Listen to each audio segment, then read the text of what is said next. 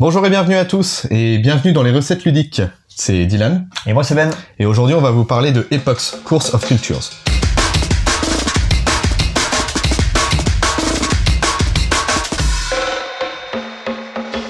Epox Course of Culture est un jeu de Jeffrey CCH, illustré entre autres par Roxydale et édité chez Icemakes.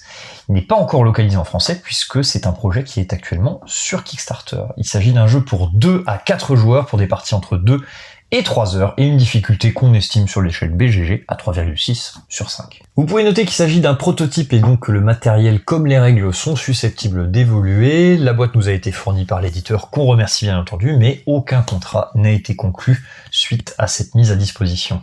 Epox est un jeu de civilisation et de développement avec de l'affrontement direct entre les joueurs. Le jeu se décompose en 3 manches, 3 époques, dans lesquelles chaque joueur va jouer 6 tours. Lors du tour d'un joueur, il commence par piocher une carte invention de l'époque suivante qu'il ajoute à sa main. Ensuite, on ajoute une carte au marché de cartes, ou alors 2 si jamais vous jouez à 2 joueurs. Et enfin, on explore une des tuiles de la map si celle-ci n'a pas encore été totalement révélée. Ensuite, on va jouer une carte de notre main. 2 possibilités s'offrent à nous. On peut la jouer en tant qu'invention. Avant cela, on peut l'échanger avec une carte du marché de cartes qui se trouve juste ici. On la joue dans notre tableau. On gagne ensuite la ressource indiquée par la carte, ainsi que le joueur à notre gauche. Vient ensuite l'application des effets potentiels de la carte, puis une phase où on effectue une action. Autre possibilité, on défausse une carte de notre main dans le marché de cartes, auquel cas on effectue 2 actions. 3 fois par manche, un joueur va donc jouer une carte en tant qu'invention dans son tableau de cartes, et 3 fois par manche, un joueur va défausser directement une carte dans le marché de cartes. Les actions qu'on peut réaliser sont les suivantes.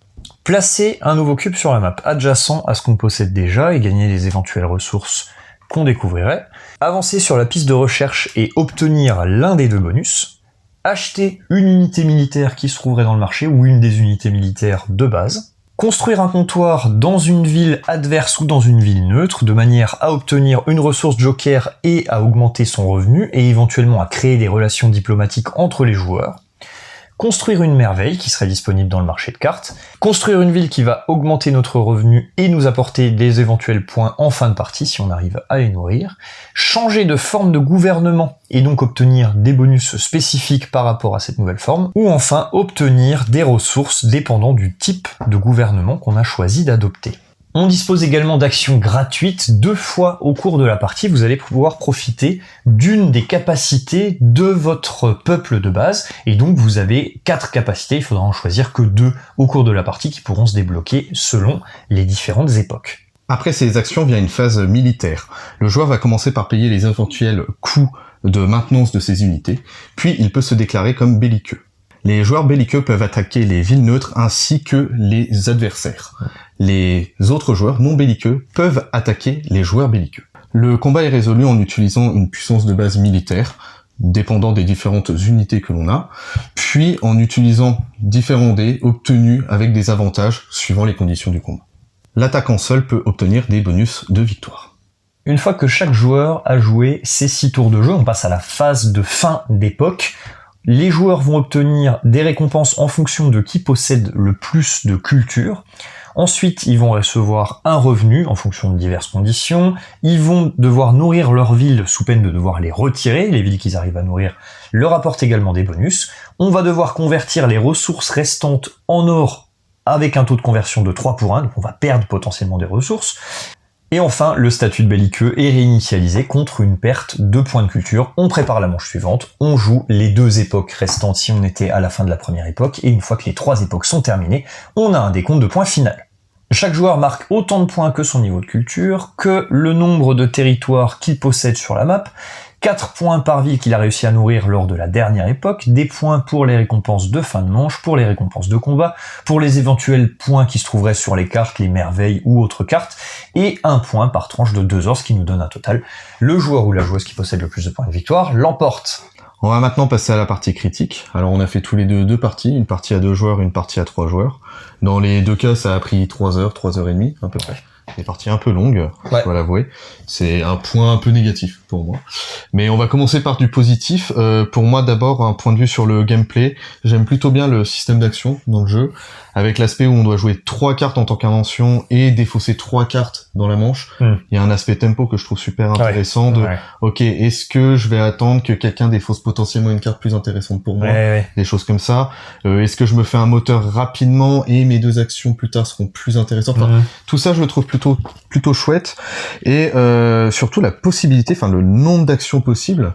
C'est une grande variabilité. T'as plein de choix en fait. Il y a plein de choses à faire. Effectivement, le fait d'avoir en fait cette espèce de petite rivière marché de cartes là, c'est vrai que c'est bien parce que d'un côté, tu te dis, soit j'attends que les mecs défaussent les cartes de leurs mains, potentiellement celles qu'ils veulent pas me donner, et du coup j'ai une opportunité supplémentaire. Le problème c'est que si tu fais ça, t'es obligé de commencer par toi-même balancer des cartes dans le marché, ce qui veut dire que tu fais tout de suite tes 6 actions. Donc le moment où tu joues le plus, en fait, passe au début de la manche, et à la fin de la manche, tu te retrouves à faire des inventions, donc récupérer des ressources, et donc potentiellement des ressources que tu as besoin pour tes actions précédentes, et en plus de ça, tu ne fais plus qu'une action par tour, puisque du coup, quand tu mets une invention, tu fais pas 2 actions. Donc, voilà, c'est toujours un petit peu la balance entre les deux, mais clairement, il y a vraiment des cartes actions où t'as pas envie de les donner aux autres. Ça, c'est très clair. Si tu les mets dans le marché et que le gars d'après, il peut sauter dessus, c'est compliqué. Donc souvent faut balancer en fait. Je trouve ça cool parce que t'as un vrai dilemme en fait. Comme tu dis, c'est du tempo et il faut choisir vraiment le moment où comment tu vas la positionner. Surtout s'il y en a un qui commence un peu à s'envoler, à te prendre de vitesse sur un plan militaire de ok, est-ce que là tout de suite je mets 2 actions et puis je me flingue un petit peu. Derrière il risque de revenir te ratibos, il vient chercher une unité militaire, il se positionne et après hop il t'attaque. Ça franchement c'est assez intéressant et c'est du vrai choix en fait. C'est pas juste un peu artificiel de est-ce que je choisis une action ou 2 actions par tour. C'est pas... Non, il y a un vrai choix derrière. Non, c'est pas une illusion, je suis d'accord. Et ça, c'est plutôt pas mal du tout. Et sur ces cartes actions, alors justement, moi, il y a un truc que j'aime, d'une manière générale, je trouve que le jeu présente des originalités mécaniques qui sont vraiment très très intéressantes pour un jeu de civ, c'est-à-dire que ça reste quand même, vous l'avez vu, c'est du globalement très très civilisation, on connaît bien, on joue différentes époques, on avance en termes de technologie, on a une grande map où on va se mettre sur la gueule, et on doit avancer sur un niveau, une piste quelconque, bon là, c'est de la culture, voilà, bon. Ouais. Mais l'idée, c'est ça, c'est globalement un jeu de civ, mais par contre, à l'intérieur, il y a vraiment des choses intéressantes. Comme tu dis, il y a ce système d'action. Moi, je trouve que sur les cartes, le truc qui est intéressant, c'est la ressource. Je prends une ressource, mais je la donne aussi à mon voisin de gauche. On imagine qu'il y a une sorte d'effet de bord, et donc du coup, tous les joueurs vont récupérer 3 ressources qu'ils n'auront pas choisies ce tour-ci. Enfin, 3 ressources ou groupes de ressources. Alors, en H3, on a des groupes, c'est des groupes de ressources carrément. Et donc, on a cette alimentation en plus qui renforce encore ce tempo parce que quand est-ce que je joue une invention pour prendre moi une ressource, mais aussi la donner au joueur d'après. Donc je donne directement un avantage au joueur qui va me suivre. Et donc potentiellement, lui, il n'aura pas besoin de jouer l'invention. Enfin, voilà. Il y a plein de choses. Donc ça, première originalité mécanique que je trouve super. Deuxième chose que je trouve excellente, c'est le système de joueurs belliqueux. Le système de combat, en fait, d'une manière générale, est très bien, mais principalement grâce à ce système de joueurs belliqueux, pas belliqueux, parce que quand on se déclare belliqueux, on prend le risque d'être attaqué par les autres. On a un malus de fin de manche. Plus on avance, donc première manche, on perd une culture. Troisième manche, on en perd 3, évidemment. Et les joueurs sont susceptibles de nous attaquer, mais en contrepartie, nous, on attaque tout le monde. Et surtout, au moment où on se déclare, si on est à portée des autres joueurs, notamment quand on joue à 3 ou 4, on peut attaquer chaque joueur une fois. Donc c'est comme si on économisait, entre guillemets, un tour d'attaque. Donc ça, c'est quand même ultra balèze, on est susceptible de reprendre 2 territoires d'un coup, d'aller prendre des petits jetons de combat justement, donc des petites victoires militaires qui sont quand même importantes, qui créent un différentiel entre les joueurs. Pour moi, c'est une super bonne idée, ça marche très très bien concrètement, ça marche mieux à 3, du coup ça fait que le jeu est mieux à 3 joueurs et certainement à 4, mais là, du coup on rentre dans vraiment beaucoup plus de temps de jeu, pas forcément souhaité, mais en tout cas à 3 joueurs c'est vraiment très très intéressant, à 2 ça fonctionne aussi, mais c'est moins le côté belliqueux est moins sympa parce que généralement tu vas en avoir un qui va se déclarer belliqueux et l'autre qui va en profiter juste pour le ratiboter. Du coup le joueur belliqueux au final n'a pas le même avantage puisqu'il ne tape qu'un joueur, alors que quand t'es 3 il tape 2 joueurs potentiellement, mais il y a aussi 2 joueurs qui sont susceptibles de le taper. Bon, voilà, donc plus intéressant à 3, mais franchement, c'est pas mal. Voilà, c'est bien fait. Après, le système de combat, il y a un mix de dés et de valeurs fixes avec un coût d'entretien à payer à chaque tour. Ça, c'est vraiment quelque chose de fort. Et le système d'avantage au niveau des dés va en fait venir se placer. Vous mettez des petits drapeaux comme ça pour dire, voilà, j'ai un dé, quand on se bat dans les plaines, j'ai un dé de plus. Donc à chaque combat qui va se dérouler dans les plaines, vous aurez un dé de plus, mais aussi à chaque fois que je défends, j'ai un dé de plus. Ou alors à chaque fois que j'attaque une ville. À un moment donné, on obtient des mortiers, des machins, des trucs, des missiles pour faire des sièges, et donc on a plus de puissance de feu sur les villes. Bah, et puis les dés sont super intéressants. Les dés, alors ça soit alors 2 phases 0, 1, 2, 3, 4. 1, 2, 3, 4, voilà. Ça c'est super intéressant. Alors bon, je me suis amusé, j'ai calculé l'espérance du dé, c'est 1,66. Donc on voit à peu près les rudis. Non mais on sait qu'un dé c'est plutôt pas mal d'en obtenir. On voit à peu près, on est content d'en avoir et souvent, enfin il va y avoir un vrai dilemme surtout sur l'âge 2 et encore plus l'âge 3 de est-ce que je prends de la puissance militaire de base ou est-ce que je prends de l'avantage C'est ça. supplémentaire. Est-ce que je prends de la puissance brute ou est-ce que Là, je vais c'est chercher vraiment potentiellement ce random de dés qui est bien, et effectivement qui est bien dosé, qui est pas trop important pour éviter qu'on ait du D6 classique où on a un 6, alors là on a un écart qui est improbable. Là on a quand même du 0,4, donc on est un petit peu plus serré, et surtout on a les deux face à 0 qui nous disent quand même ouais bah le dé ok, mais bon, mais une non. chance sur 3 d'avoir un walou quoi. Bon, Ça. donc c'est quand même, voilà, je trouve que c'est quand même plutôt bien fait, donc originalité mécanique sur ces deux aspects-là en tout cas. Ok, un autre aspect qui concerne un petit peu plus l'interaction entre les joueurs toujours, c'est justement le système d'alliance qu'on va pouvoir créer. Donc on a des comptoirs commerciaux qu'on va pouvoir placer dans les villes neutres, mais aussi les villes des autres joueurs. Pour placer un comptoir commercial, on doit obtenir l'accord de l'autre joueur, qui a pas forcément toujours intérêt à nous dire ok, mais en fait on a un truc de si tu refuses que je mette un comptoir chez toi, potentiellement, ça veut dire Voilà. tu prépares un peu la guerre. Donc attention quand même. Mais en tout cas, voilà, ça crée une interaction forte entre les joueurs, ça crée des alliances justement quand il y a quelqu'un qui place un comptoir dans une ville, les deux joueurs, donc le propriétaire de la ville et le propriétaire du comptoir, obtiennent des bonus.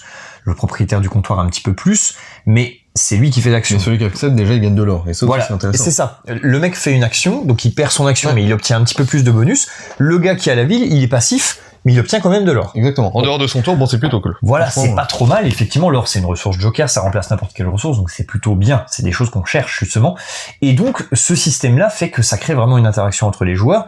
Quand on se déclare belliqueux, on supprime tous les postes de trading, tous les postes de négociation, donc à la fois les nôtres qui sont chez les autres joueurs et même dans les villes neutres, et aussi tous ceux qui sont des autres joueurs qui sont chez nous. Alors là, en gros, on coupe les relations diplomatiques et on dit bagarre. Du coup, élément super, moi je trouve que c'est très thématique, et en plus ça marche vraiment très bien parce qu'effectivement c'est une vraie décision de dire est-ce que je romps vraiment les relations qu'on avait jusque-là et je décide de partir en guerre quoi. Ça peut te faire une perte sèche en termes de revenus quoi. Ouais, C'est un vrai choix.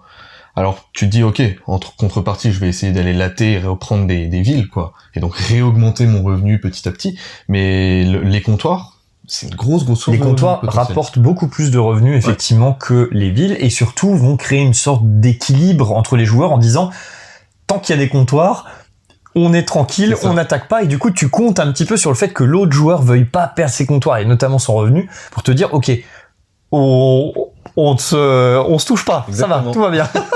Mais voilà, du coup c'est vrai que cette action-là, je trouve, ramène énormément d'interaction dans le jeu. Autre point positif aussi pour moi, c'est la montée en puissance qu'on ressent au cours des différentes époques. Donc époque 1, on se combat d'abord avec un garçon à la hache. Un axeman. Bon. C'est plus performant, on va dire. Voilà. Mais au fur et à mesure, on va choper de l'unité de plus en plus balèze, et surtout là, je crois, là, c'est... c'est n'importe quoi. On a des hélicoptères, il y a des avions, il y a des missiles, il y a des tanks, enfin, c'est n'importe quoi. Non, mais on arrive vraiment sur un truc, c'est le foisonnement, enfin, c'est énorme, en fait, ce qui se produit. Et pas que sur les unités militaires, en fait. C'est ça que j'ai bien aimé, c'est aussi les cartes actions qui sont super importantes. Ça devient, surtout en époque 3, c'est... gros délire. Il y a deux gaps. Vraiment, du coup, il y a que 3 époques. On pourrait se dire, bon, ça va être un peu court, machin. Non, en fait, il y a un énorme gap déjà entre époque 1 et époque 2. Alors, effectivement, époque 2 et époque 3, c'est pour moi le plus fort. Là, c'est, c'est la roue libre, l'époque 3. T'as l'impression d'avoir fait ton setup pendant l'époque 1 et l'époque 2 pour le dénouement de l'époque 3. Exactement. C'est bien foutu, en fait. Mais c'est cool. Et du coup, finalement, t'as pas plus d'action dans l'époque 3. Donc, en fait, c'est vraiment il faut mettre en place quelque chose de solide pour qu'effectivement arrive l'époque 3. Hop, là, on rentre dans le vrai et on essaie d'exploiter à fond tout ce qu'on peut faire, quoi. Mais là, et en plus, ce qui est vachement bien foutu, c'est que les cartes, elles vont te donner davantage de ressources en époque 3. Parce que c'est là que tu vas en avoir besoin pour bien finir. Ok, t'as moins d'action, enfin, t'as de l'action, t'as pas moins d'action, pardon, mais tu veux faire plein de choses. Ah, tu veux, À la dernière époque, t'as envie de partir dans tous les sens, tout quoi. coûte cher, mais on te file de la ressource. Ouais. On te dit, vas-y, mon petit. Let's go. Et Let's des go, ça photos, part. quoi. Non, mais c'est clair, non, mais c'est sûr. Et du coup, C'est assez gratifiant, en fait. alors, Ouais. vraiment, l'époque 3, t'as vraiment l'impression d'avoir, fini ce que t'avais Ouais, commencé. c'est ça qui est bien. En fait, T'as le travail achevé, quoi. si t'es parti culture, Voilà. généralement, tu vas finir ton objectif sur la piste culture. Si t'es parti bellicule, Ouais. zinzin, tu vas te taper le char d'assaut. L'objectif, c'est d'avoir tous tes cubes sur la map, quoi. Exactement. Et du coup, Et puis, bah, t'auras quasi tous tes cubes sur la Bah, map. c'est ça, Enfin, c'est ça. ça, c'est vraiment ultra gratifiant. quoi. c'est super plaisant. Et du coup, ce que tu disais au départ, moi, je suis un peu ennuyé aussi par le temps de jeu. Allez, disons que l'équilibre entre le temps de jeu et vraiment la profondeur, le plaisir qu'on y prend, il est un tout petit peu déséquilibré pour moi. Moi, ça me dérange pas trop les jeux de Civ. J'accepte que ce soit long parce que il y a cette vraie montée en puissance et effectivement, il y a des décisions qui sont difficiles à prendre, mais elles ont un impact qui est très fort. Et donc, ça me dérange moins que sur des jeux qui sont plus légers, où effectivement, on va peut-être prendre beaucoup de temps pour réfléchir, mais l'impact, en fait, il va être plus que négligeable, quoi. Derrière, en fait, il y a une sorte de profondeur à portée très réduite, alors que là, on est à portée vraiment très longue. On sait que les décisions H1, H2, notamment les inventions qu'on va faire là, ça va presque déterminer la suite de notre partie, quoi. Et donc, il faut pas se louper ici, quoi. Ouais, Donc, parce qu'il y a beaucoup de cartes moteurs, en plus, dans l'âge 1. et c'est ça. T'es vraiment en train de te dire, ok, L'âge je vais 1, m'orienter. c'est quasiment que des cartes de long terme à fait. quand vous faites ça, il se passe ça. Ouais. L'âge 2, on commence déjà à rentrer dans des choses un peu plus instantanées. Avec Et l'âge 3, on a potentiellement quasiment des choses, des actions du one shot, quoi. Vous faites ça tout de suite et c'est un jeu de civ classique, j'ai envie de dire.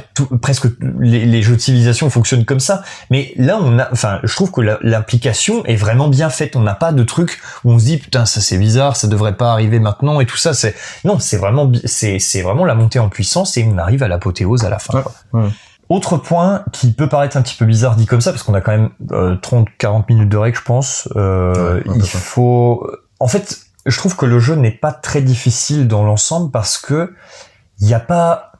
Les phases de jeu sont assez simples. Alors ça c'est à noter quand même, on a une aide de jeu qui paraît un petit peu riche comme ça et tout, mais qui est très complète et très précise en fait sur ce qu'on doit faire. En lisant l'aide de jeu, on sait les étapes qu'on doit réaliser à notre tour, à la fin de la manche, à la fin du jeu. Ouais, il y a super bien foutu. aucun doute. C'est très très bien fait. Et donc, en fait, on revient jamais aux règles parce que on a tout ici. Donc ça, c'est l'avantage. Les phases de jeu sont assez simples. On joue 3 époques, on joue 6 tours dans chaque époque. Voilà. On fait pas 50 000 trucs. La gestion des unités militaires, je voulais en parler tout à l'heure, est très bien parce qu'en fait, on ne peut avoir en simultané que 2 unités militaires maximum. Une unité principale, une unité secondaire. Et donc, en fait, au cours de la partie, quand on achète de nouvelles unités, on ne va faire que les remplacer. Ce qui veut dire que ça ajoute encore du choix parce que à chaque unité militaire qui arrive, elle en supprime une d'avant, en fait. Et donc, on perd les avantages qu'on avait placés potentiellement sur les dés, la puissance qu'elle amenait avant, le système de les formations qui amènent un point de plus, un point de moins, machin. Donc, tout est remis en cause à chaque fois. On n'a pas des unités militaires à foison. On a juste 2 unités militaires en simultané et c'est tout. Ouais. Et donc, à chaque fois, quand on prend l'hélicoptère de combat, potentiellement, on enlève l'avion, quoi. Donc, il faut arriver à doser tout ça. Et je trouve ça, c'est bien fait, c'est très compact et en même temps, ça amène des vrais choix. C'est super bien fait, quoi. C'est très très cool. Je voulais juste mettre ça en exergue, le fait que ce soit assez simple et qu'en fait on ait une profondeur qui est très très importante. Et puis la simplicité aussi dans les actions pour moi, c'est qu'il y a peu d'interdépendance des différentes actions. Voilà. Ok, tu veux poser un comptoir, il va falloir qu'il y ait une ville. Bon, tu t'en doutes un petit peu. Si pour poser une ville, il va falloir que tu l'entoures, enfin que tu contrôles tous les territoires adjacents. Mais à part ces 2 actions, globalement... T'achètes des cartes au marché, tu mets des cubes sur la map, tu montes sur une piste, c'est quand même assez... Effectivement, c'est une action, c'est assez simple dans le déroulé, entre guillemets. Cool. Et il y a... Alors évidemment, il y a une imbrication de fou en fonction de ce que vous allez poser et tout ça. En tout cas, il y a des conséquences à long terme de fou. Mais effectivement, le moment où vous faites l'action, il va pas se passer des tas de trucs. T'as pas besoin de vérifier alors attends, est-ce que je suis au niveau de machin? Est-ce que j'ai 10 000 il y a pas de contraintes et ça, c'est quand même assez cool. Et la prise en main est d'autant plus facile, en fait. Exactement. Et simple. Et ça, c'est un critère de complexité, je trouve, qui est valable dans plein de jeux, enfin, qui est valable d'une manière générale quand on analyse la complexité d'un jeu, notamment le fait de pouvoir rentrer dedans facilement, c'est qu'il n'y a pas de rule breaker, c'est-à-dire qu'il n'y a pas de choses qui dérogent aux règles. J'ai cette carte-là, donc je peux normalement faire ça qui est pas autorisé et tout. D'ailleurs, dans le jeu, il y a très très peu de choses qui amènent des nouvelles actions, qui te dit tu peux faire une action de plus si ceci, cela. Non, t'es limité à ton nombre d'actions. Il y a éventuellement 1 ou 2 cartes, mais vraiment c'est rarissime. Et en fait, tu peux toujours faire ce qui t'est permis de base. Exactement. Il y a juste des trucs qui t'amènent des choses un petit peu en plus, des ressources en plus ou des tours en plus, des ressources en fait, des ressources supplémentaires, mais pas de tours en plus. Et ça c'est ça qui fait que pour moi la symétrie tu vas la construire de 2 manières sur ta forme de gouvernement. La forme de gouvernement est super importante. Trop bien foutu. Très très important. Ça franchement très très bien. Ah oui, moi j'aime bien. Aussi bien sur la ressource que tu vas pouvoir obtenir selon la forme que tu as choisie, mais selon le bonus machin, enfin ça c'est super bien foutu, vraiment très cool. Et aussi sur les choix que tu vas faire concernant les bonus de ta faction. T'en as 4 sur chaque faction, enfin sur chaque peuple, t'en choisis que 2 par partie. Ils s'activent pas tous aux mêmes époques, donc là par exemple le cas de la France ça va être H2, H3, sur d'autres peuples ça va être full H1 par exemple, donc c'est clair. Ça va être très fort dès le début, et ça c'est trop bien, en fait t'as juste envie de refaire la partie et ok, plutôt je vais prendre ce bonus, je vais m'orienter un peu différemment. Ouais, à fond. Ça en termes de rejouabilité très sympa, ça aussi parce que ça te donne des vrais choix stratégiques. Donc au final, on a vraiment quelque chose de très jouable, et en plus, donc c'est du Kickstarter, il y a du stretch goal, il y a des peuples en plus, il y a une extension qui est déjà prévue, machin. Globalement, il y a de la rejouabilité artificielle qui est déjà prévue, mais de toute façon, le jeu offre déjà tellement de choix en fonction du peuple contre qui vous allez jouer, en fonction de la configuration du nombre de joueurs, de la map que vous allez créer. Ça c'est pareil. La map c'est un gros truc parce que là la map qu'on a, là elle est intéressante. Mais alors c'est un des fois truc elle de fou. est très frustrante. C'est en fait on a une rivière qui sépare. Oh la punaise. Elle sépare complètement la map en 2 parties quasiment. Et en fait, du coup, on se retrouve avec presque 2 camps qui vont s'affronter. Donc là, on va avoir tendance à aller chercher des unités militaires qui sont capables de combattre par-delà les mers. Ça, par exemple. Parce que sinon, en fait, de base, on peut pas combattre dans l'eau. Et donc là, putain, mais la map, elle est déjà complètement divisée. Regarde, on a vraiment 2 parties. Et je trouve, enfin. Ça, c'est cool. Moi, je trouve ça incroyable. Et juste cette map, juste par ce truc-là, la partie précédente n'aura pas du tout la même saveur et la même gueule que la partie d'après. Déjà, tout simplement, les choix des joueurs. Complètement. De comment ils ont envie de jouer leur game, plus développement, plus belliqueux, plus machin. Ça change déjà tout. Enfin, non, en termes de rejouabilité, c'est vraiment présent. Très très rejouable. Fort, ouais. C'est très clair. Ok, on va passer maintenant à quelques points négatifs. Allez, un peu plus en retrait. Ouais. Qu'est-ce qui te plaît un peu moins dans le jeu? Alors moi, ce qui va me plaire un peu moins, déjà, ça va être le matériel qui est un petit peu inégal, en tout cas avec la version qu'on a eue. On va avoir du bois, on va avoir du punchboard. Il y a certaines choses où j'aurais préféré du bois, par exemple. Les 2 petits marqueurs ici, on les manipule assez souvent. J'aurais préféré un peu de bois. Le petit truc belliqueux, ça aurait été classe, un truc un peu plus... j'en sais rien, un peu différent. Les petits tableaux, alors ça, je sais que dans le Kickstarter, certainement, les tableaux seront de plus belle facture que ça. Bien sûr. Bon, voilà. Rien de bien méchant, c'est déjà bien, on a du bois, parce que du coup, comme c'est du Kickstart, en fait, le matériel est quand même susceptible de changer. Là, on a un matériel de prototype. Je pense que ce sera quand même assez proche de la version définitive. Il faudra voir, bien sûr, quand ça sortira. Mais voilà. C'est vrai que c'est un peu bizarre de manipuler les deux. Il y a, voilà, le punch et le bois s'entremêlent un peu. C'est un peu, ça. Bon. Un peu bizarre. Bon, il y a des choix, on se dit. C'est juste, ça nous a fait un truc un peu bizarre la première fois qu'on l'a sorti. Après, maintenant, on s'est fait, et puis voilà. Mais bon, c'est juste, tu t'attends pas trop à ça. Ouais. Après, bon, les illustrations, moi, je suis pas le plus grand fan de ces illustrations, surtout les espèces de grands aplats beige comme ça. Et c'est un peu austère en fait. C'est un peu bizarre parce que ça devrait être aussi au dos, voilà, des plateaux. Bon, ça devrait être un peu plus attrayant. On dirait qu'il y a un filtre un peu flou ou un blanc transparent, on sait pas trop, qui est un peu appliqué dessus. C'est dommage parce que les illustrations sont pas moches sur les cartes. Alors ça c'est cool parce que toutes les cartes sont illustrées de manière unique. Donc ça c'est génial. Moi j'aime vraiment bien ça, mais c'est vrai que ça donne un côté un petit peu austère, je sais pas pourquoi, on dirait il y a une palette de couleurs qui a été prise, un peu marron, un peu machin.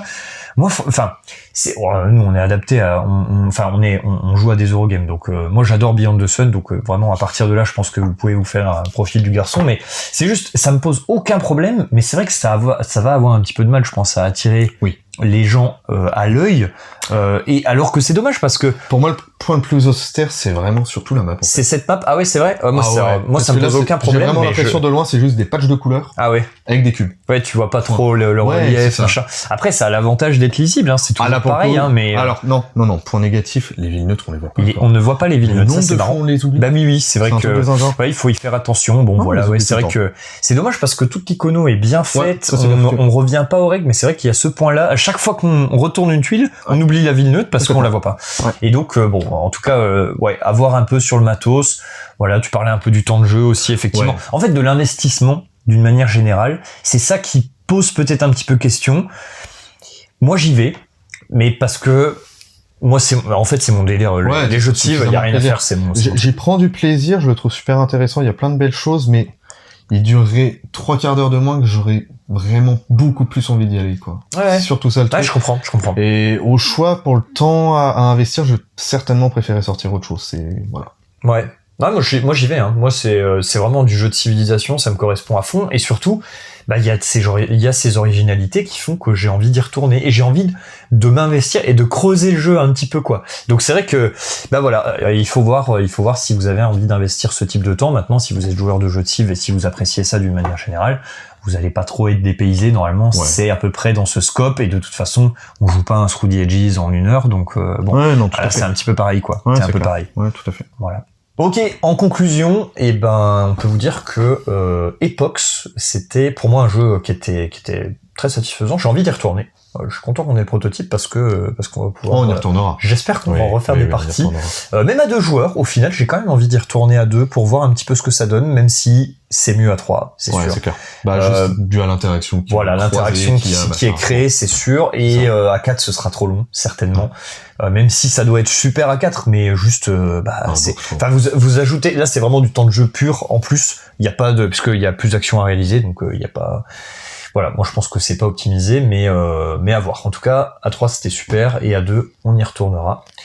Et voilà, très chouette, très chouette jeu, très content d'avoir découvert. Cool. Merci d'avoir regardé cette vidéo, c'était Ben et Dylan pour les recettes ludiques, et on vous dit à bientôt. Salut, bye. Message de la PCL. Lisez, écoutez et regardez des avis contradictoires. N'achetez pas sur un post ou sur l'avis d'une seule personne de référence. Testez les jeux dans votre café-jeu, ludothèque, en boutique ou encore en festival. Ceci est un message de la prévention du chouinage ludique.